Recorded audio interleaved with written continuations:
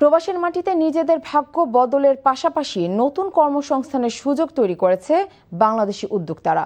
Jeddah থেকে মাসুদ সেলিম জানান, Saudi vision 2030 এর সম্ভাবনা কাজে লাগিয়ে নিজ নামের প্রতিষ্ঠান গড়ে তুলেছে প্রবাসীরা। এরই ধারাবাহিকতায় এবার মাসুদ রানা ও মামুন জয় নামে দুই বন্ধুর যৌথ উদ্যোগে জেদ্দায় চুখ গুরাব ইলেকট্রনিক মার্কেটে যাত্রা শুরু হলো বাংলাদেশের প্রতিষ্ঠান Jadid Al Kaharwa for trading. প্রধান অতিথি ছিলেন সৌদি স্পন্সর আহমেদ আল গামন্ধি।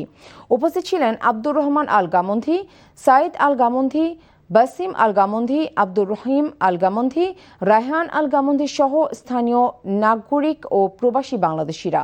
উদ্যোক্তারা বলেন, প্রবাসে ব্যবসা পরিচালনা সহজ নয়, তবে সততা, পরিশ্রম ও পারস্পরিক সহযোগিতার মাধ্যমে এগিয়ে যাওয়ার প্রত্যাশা তাদের।